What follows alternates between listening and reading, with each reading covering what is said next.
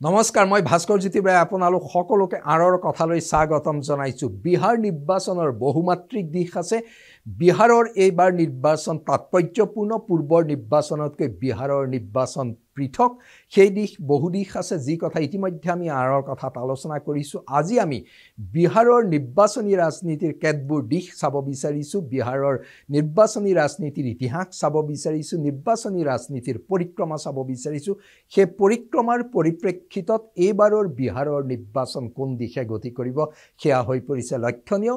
বিহাৰৰ নিৰ্বাচনৰ পৰিক্ৰমাই এইবাৰ বিহাৰ নিৰ্বাচনৰ গতি প্ৰকৃতি বুজি পোৱাত আমাক যথেষ্ট সহায় কৰিব। প্ৰথমে আমি বিহাৰ নিৰ্বাচনত জনাদেশৰ দিশটোৰ ওপৰত আলোকপাত কৰাৰ চেষ্টা কৰিম। বিহাৰৰ ৰাজনৈতিক ইতিহাসত জনাদেশ কেতিয়া কেনেদৰে গৈছিলে, জনাদেশ অধিষ্ঠানৰ সপক্ষে কেনেকৈ গৈছে, অধিষ্ঠানৰ বিৰুদ্ধে কেনেদৰে গৈছে, আৰু এই হাৰ কেতিয়া কেনেকৈ, আমি তিনিটা ভাগত ভাগ কৰাৰ চেষ্টা কৰিছোঁ। বিহাৰৰ নিৰ্বাচনী ইতিহাসত অধিষ্ঠানৰ সপক্ষে কিমান হাৰত জনাদেশ আহিছে, অধিষ্ঠানৰ বিপক্ষে কিমান হাৰত জনাদেশ আহিছে। আমি প্ৰথমে চাব বিচাৰিছোঁ 1952 চনৰ পৰা 1977 চন। 1952 চনৰ পৰা 1977 চনলৈকে অধিষ্ঠানৰ সপক্ষে সম্পূৰ্ণ জনাদেশ আহিছে। অৰ্থাৎ 52 চনৰ পৰা 77 চনলৈ 100% অধিষ্ঠানৰ সপক্ষে আছে। অৰ্থাৎ একে চৰকাৰৰ সপক্ষে ভোট দি আহিছিলে 52 চনৰ পৰা 77 চনলৈ। ই অতি লক্ষণীয় দিশ, বিহাৰৰ ৰাজনীতিত অতি লক্ষণীয় দিশ হৈ পৰিছে যে স্বাধীনতাৰ পাছৰ পৰা 77 চনলৈকে একে দলৰ চৰকাৰকে বাৰে বাৰে জনসাধাৰণে ক্ষমতাত অধিষ্ঠিত কৰিছে। ই নিশ্চিতকৈ বিহাৰৰ ৰাজনীতিৰ অতি উল্লেখযোগ্য দিশ। তাৰ পাছত যদি আমি চাব বিচাৰোঁ 1977 চনৰ পৰা 2002 চনলৈকে, 1977 চনৰ পৰা 2002 চনলৈকে দেখা গৈছে যে অধিষ্ঠান বিৰোধিতা আহিছে 33%। অৰ্থাৎ 33% চৰকাৰ পৰিৱৰ্তন হৈছে। অধিষ্ঠান বিৰোধিতাৰ এই হাৰ কিন্তু লক্ষ্য কৰিবলগীয়া। সেই সময়ত উত্তৰ ভাৰতৰ ৰাজনীতিত অধিষ্ঠান বিৰোধিতাত বিহাৰ লক্ষণীয় হৈ পৰিছিলে, কাৰণ 77 পৰা 2002 চনলৈকে 33% অধিষ্ঠান বিৰোধিতা আহিছে, চৰকাৰ পৰিৱৰ্তন হৈছে 33%। তাৰ পাছত আমি 2002 চনৰ পৰা 2020 চনলৈকে চাওঁ। 2002 চনৰ পৰা 2020 চনলৈকে ছবিখন আকৌ সলনি হৈ গ'ল। ইয়াৰ আগৰ পৰ্যায়টোতকৈ 2002 আৰু 20ৰ ছবিখন 20টা বছৰত সলনি হৈ গ'ল। মানে 2টা দশকত বিহাৰৰ ছবি সলনি হ'ল। কি সলনি হ'ল?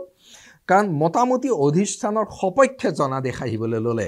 2002 পৰা 2020 চনলৈকে 60% অধিষ্ঠানৰ সপক্ষে জনাদেশ আহিছে। অৰ্থাৎ 60% চৰকাৰ আকৌ বাহাল আছে বিহাৰৰ নিৰ্বাচনত। বিহাৰৰ নিৰ্বাচনৰ এই 60% বাহাল থকাৰ দিশটো নিশ্চিতকৈ তাৎপৰ্যপূৰ্ণ। এই কেৱল বিহাৰ নিৰ্বাচনৰ এই দিশটোৱে বিহাৰৰ ৰাজনীতি বুজাইছে, কেৱল বিহাৰৰ ৰাজনীতিৰ প্ৰসংগই নহয়। বিহাৰৰ এই কথাটো বুজিবলৈ যাওঁতে আমি সৰ্বভাৰতীয় পৰ্যায়ত 1952 চনৰ পৰা বৰ্তমানলৈকে অধিষ্ঠানৰ সপক্ষে বিপক্ষে কেনেদৰে ৰাজ্যসমূহত জনাদেশ আহিছে সেয়া চাব লাগিব। সৰু বৰ সকলো ৰাজ্যৰ জনাদেশৰ হাৰ যদি আমি চাওঁ, তেতিয়াহ'লে আমি দেখিবলৈ পাওঁ যে সৰ্বভাৰতীয় পৰ্যায়ত জনাদেশৰ হাৰ হৈছে 1952 চনৰ পৰা 1977 চনলৈকে 82% অধিষ্ঠানৰ সপক্ষে জনাদেশ আহিছে। অৰ্থাৎ 52 চনৰ পৰা 77 চনলৈকে একে চৰকাৰক 82% আছে অধিষ্ঠানৰ সপক্ষে শক্তিশালী জনমত দেখিবলৈ পোৱা গৈছিল 52 চনৰ পৰা 77 চনলৈকে। কিন্তু বিহাৰত এই হাৰ আকৌ বেছি আছিলে। তাৰ পাছত যদি আমি 77 চনৰ পৰা 2002 চনলৈ চাওঁ, তেতিয়াহ'লে 77 চনৰ পৰা 2002 চনলৈ শক্তিশালী অধিষ্ঠান বিৰোধিতা আহিছে সৰ্বভাৰতীয় পৰ্যায়ত। 29% চৰকাৰ সলনি হৈছে। 1977 চনৰ পৰা 2002 চনলৈ 29% চৰকাৰ সলনি কৰিছে সংশ্লিষ্ট ৰাজ্যৰ জনসাধাৰণে। তাৰ পাছত আমি 2002 চনৰ পৰা 2020 চনলৈ সৰ্বভাৰতীয় হাৰ যদি চাওঁ, 2002 পৰা 2020 চনলৈ সৰ্বভাৰতীয় হাৰ হৈছে 39%। অৰ্থাৎ ক'বলৈ গ'লে সপক্ষে বিপক্ষে প্ৰায় সমান জনাদেশ আহিছে। অৰ্ধেক সংখ্যক চৰকাৰৰ পৰিৱৰ্তন হৈছে, অৰ্ধেক সংখ্যক চৰকাৰ শাসনত আছে। অৰ্থাৎ সৰ্বভাৰতীয় পৰ্যায়তকৈ বিহাৰত এই হাৰ যথেষ্ট পৰিৱৰ্তন দেখিবলৈ পোৱা গৈছে। বিহাৰৰ এই ছবিখন এইবাৰ কি হ'ব তাৰ প্ৰেক্ষাপটত নিশ্চিতকৈ তাৎপৰ্যপূৰ্ণ। বিহাৰৰ নিৰ্বাচনৰ আন এটা তাৎপৰ্যপূৰ্ণ দিশ আমি মন কৰিবলগীয়া, বিহাৰ ভাৰতবৰ্ষৰ ভিতৰত আটাইতকৈ পিছপৰা ৰাজ্য। আচৰিত হ'ব, বিহাৰত এতিয়াও জনমূৰি আয় যথেষ্ট কম। বিহাৰৰ এই জনমূৰি আয়ৰ পৰিপ্ৰেক্ষিতত নিৰ্বাচনী গতি প্ৰকৃতিও সমানে লক্ষণীয় হৈ পৰিছে। বিহাৰত মাহিলী প্ৰতি মাহে এজন লোকৰ উপাৰ্জন ৫,৭০০ টকা। এজন লোকৰ মাহিলী উপাৰ্জনত বিহাৰত ৫,৭০০ টকা, যিটো সৰ্বভাৰতীয় পৰ্যায়তকৈ যথেষ্ট কম, যিটো হাৰ যথেষ্ট উদ্বেগজনক। তৎসত্ত্বেও আচৰিত কথা, বিহাৰত কিন্তু অধিষ্ঠান বিৰোধিতাৰ ছবিখন কিমান শক্তিশালী কিমান কম সেয়া দেখা যায়। বিহাৰত প্ৰতি মাহে এজন ব্যক্তিৰ উপাৰ্জনৰ পৰিমাণ হ্ৰাস পোৱা স্বত্তেও বিহাৰৰ ৰাজনীতিত পৰিৱৰ্তনৰ প্ৰসংগটো কিমান গুৰুত্বপূৰ্ণ হৈ থাকে সেয়া কিন্তু লক্ষণীয় হৈ পৰে। বিহাৰত এই পৰিৱৰ্তনৰ প্ৰসংগৰ ক্ষেত্ৰতে বিহাৰৰ ৰাজনীতিত এটা কথা আমি লক্ষ্য কৰিব লাগিব যে বিহাৰৰ ৰাজনীতি এক প্ৰকাৰ স্থিতিস্থাপকতা আছে। বিহাৰৰ ৰাজনীতিৰ স্থিতিস্থাপকতা কি সেই কথা যদি আমি চাবলৈ যাওঁ তেতিয়াহ'লে প্ৰথম ক'ব লাগিব, বিহাৰ দেশৰ ভিতৰত জনাদেশ ভিত্তিত ভংগুৰ ৰাজ্যসমূহৰ ভিতৰত ৭ম স্থানত আছে। পলিটিকেলি ভলেটাইল ষ্টেট বিহাৰ, আৰু এই স্থান বিহাৰৰ ৭ম স্থানত আছে। অৰ্থাৎ যদি ধৰি লওঁ এইবাৰ NDA ৩% ভোট হেৰুৱাই, তেতিয়াহ'লে NDAৰ আসনৰ সংখ্যা 14% হ্ৰাস পাব। 3% ভোট NDA হেৰুৱালে 14% আসন হ্ৰাস পাব। অৰ্থাৎ প্ৰায় ৩৬টা সমষ্টি হেৰুৱাব NDA। ৰাজনৈতিকভাৱে বিহাৰ কিমান স্থিতিস্থাপক অৱস্থাত আছে এই শতাংশই দেখুৱাই দিয়ে। বিহাৰত ৰাজনীতিত সেইকাৰণে তীব্ৰ প্ৰতিদ্বন্দ্বিতা হ'লে বিহাৰত ভৱিষ্যতবাণী নিমিলা পৰ্যায় হৈ যোৱাৰ আন এটা কাৰণ বিহাৰৰ ৰাজনীতিৰ এই স্থিতিস্থাপকতা। বিহাৰৰ ৰাজনীতিৰ স্থিতিস্থাপকতাৰ লগতে বিহাৰৰ ৰাজনীতিৰ আন কেতবোৰ গুৰুত্ব আছে, পূৰ্ণ দিশ আছে, যি সেই দিশবোৰে এইবাৰ নিৰ্বাচনতো বিশেষ তাৎপৰ্য বহন কৰি আনিছে। তেনে কেতবোৰ দিশৰ কথা আমি পুনৰ ক'বলৈ বিচাৰিছোঁ। বিহাৰৰ নিৰ্বাচনত অধিষ্ঠান বিৰোধিতা প্ৰাৰ্থীৰ ক্ষেত্ৰতো চাবলগীয়া হয়। আমি প্ৰথমে এই কথা চাই ল'ব বিচাৰিছোঁ যে বিহাৰত নতুন প্ৰাৰ্থী আৰু চিটিং MLA তেওঁলোকৰ মাজত কিমান জয় হয় কিমান পৰাজয় হয়। আমি প্ৰথমতে বিজেপি আৰু জনতা দল সংযুক্তৰ এই হাৰ চাই ল'ব বিচাৰিছোঁ। নতুন প্ৰাৰ্থীৰ ক্ষেত্ৰত বিজেপি আৰু জনতা দল সংযুক্ত অৰ্থাৎ NDAৰ বিজয়ৰ হাৰ হৈছে 65%। নতুন প্ৰাৰ্থী জয়ৰ হাৰ 65% NDAৰ, অৰ্থাৎ NDAৰ নতুন প্ৰাৰ্থীৰ জয়ৰ হাৰ যথেষ্ট ভাল। 65% নতুন প্ৰাৰ্থীয়ে জয়লাভ কৰে NDAৰ পৰা। NDAৰ পৰা 65% নতুন প্ৰাৰ্থীয়ে জয়লাভ কৰে। আৰু চিটিং MLAৰ যিমানসকলক তেওঁলোকে টিকট দিয়ে তাৰ 57% চিটিং MLA তেওঁলোকে জয়লাভ কৰিবলৈ সক্ষম হয়। বিহাৰৰ এই ছবিখনে NDAৰ এইবাৰৰ কথা কিছুমানৰ প্ৰকাশ কৰিছে, কাৰণ NDA এইবাৰ বহু নতুন প্ৰাৰ্থী দিছে, সমান্তৰালভাৱে চিটিং MLAকো দিছে। বিহাৰত এই হাৰ পৰিৱৰ্তন ঘটিবনে NDAৰ প্ৰাৰ্থীসকলৰ নতুন প্ৰাৰ্থী আৰু চিটিং MLAৰ মাজত সেয়াও কিন্তু সমানে লক্ষণীয়। NDAৰ এই ছবিখনৰ বিপৰীতে মহাগঠবন্ধনৰ ছবিখনো মন কৰিবলগীয়া। মহাগঠবন্ধনেও একেদৰে চিটিং MLAকো প্ৰাৰ্থিত্ব দিছে আৰু তেওঁলোকেও নতুন প্ৰাৰ্থীৰ টিকট প্ৰদান কৰিছে। সেই দিশৰ পৰা আমি যদি পূৰ্বৰ অভিলেখ চাওঁ তেতিয়াহ'লে কংগ্ৰেছ আৰু RJDৰ নতুন প্ৰাৰ্থীৰ জয়ৰ হাৰ 11%। অৰ্থাৎ কংগ্ৰেছ RJDয়ে তুলনামূলকভাৱে নতুন প্ৰাৰ্থী তেওঁলোকে জয়ী কৰাব নোৱাৰে। আনহাতে চিটিং MLA হৈ থকা বিধায়কৰ জয়ৰ হাৰ হৈছে 43%। হৈ থকা বিধায়কৰ জয়ৰ হাৰ 43%। এই দুইটা হাৰেই দেখা গৈছে যে বিজেপি আৰু জনতা দল সংযুক্ততকৈ কম।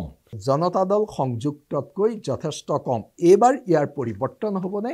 এই হাৰ একেই থাকিব। নিশ্চিতকৈ এইটো এটা তাৎপৰ্যপূৰ্ণ দিশ হিচাপে বিবেচিত হৈছে।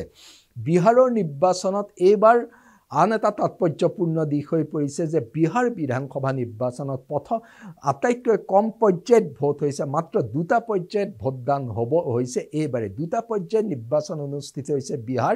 সেই দিশটো সমানে গুৰুত্বপূৰ্ণ। কিয় সেই দিশটো গুৰুত্বপূৰ্ণ? তাৰ আগতে পূৰ্বৰ বিধানসভাসমূহ নিৰ্বাচনসমূহ বিহাৰত কেইটা পৰ্যায়ত হৈছিলে তাক আমি চাই ল'ব বিচাৰিছোঁ।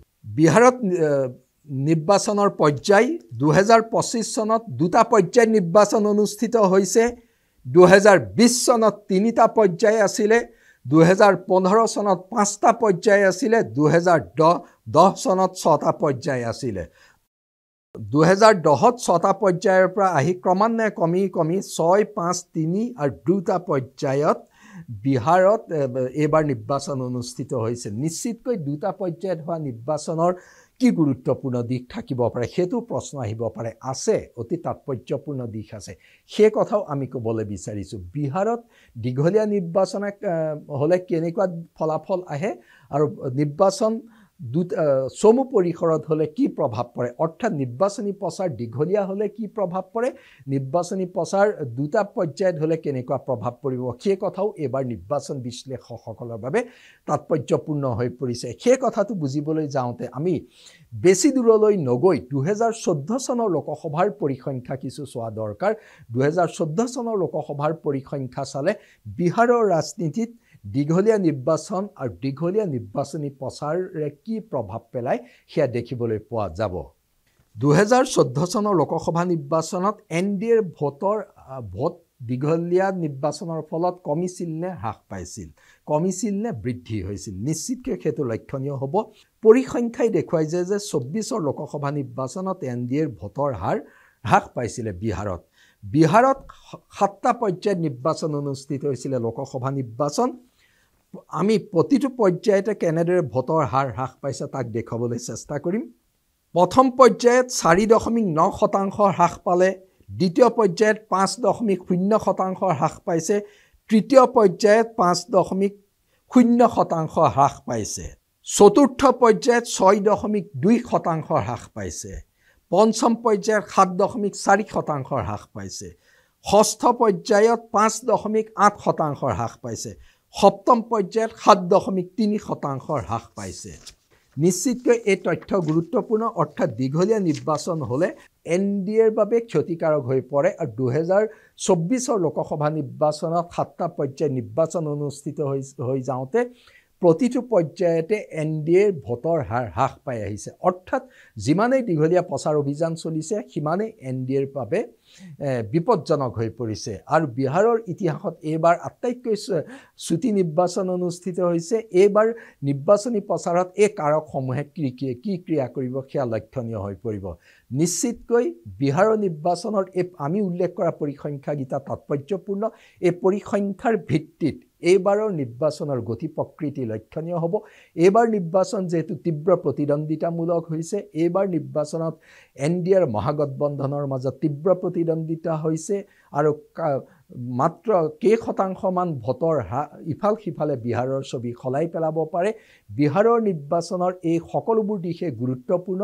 বিহাৰ নিৰ্বাচনত যেনেদৰে জাত পাত, যুৱ, মহিলা, কৰ্মসংস্থাপনৰ পৰা আৰম্ভ কৰি সকলো দিশ গুৰুত্বপূৰ্ণ। আজি আমি উল্লেখ কৰা এই দিশকেইটাও বিহাৰ নিৰ্বাচনত সমানে গুৰুত্বপূৰ্ণ। মুঠৰ ওপৰত প্ৰথমে দিয়া পৰিসংখ্যাৰ মতে বিহাৰত এইবাৰ অধিষ্ঠানৰ সপক্ষে জনাদেশ আহিব নে অধিষ্ঠানৰ বিপক্ষে জনাদেশ আহিব, তাৰ পৰা আৰম্ভ কৰি আমি শেষত দিয়া দীঘলীয়া নিৰ্বাচন আৰু চুটি নিৰ্বাচনৰ প্ৰভাৱলৈকে লক্ষণীয় হ'ব। আজিৰ দিনটোত এই কথা তাৎপৰ্যপূৰ্ণ। বিহাৰৰ এই পৰিসংখ্যাৰ ভিত্তিতে নিৰ্বাচনী ফলাফলৰ দিনাত আমি কি ফলাফল দেখিবলৈ পাম, বিহাৰৰ জনতাই নিৰ্বাচনী ইতিহাসত নতুন দিশৰ সূচনা কৰিবনে, নিৰ্বাচনী পৰিক্ৰমা একেই ৰাখিব, সেয়াই হ'ব লক্ষণীয়। ধন্যবাদ।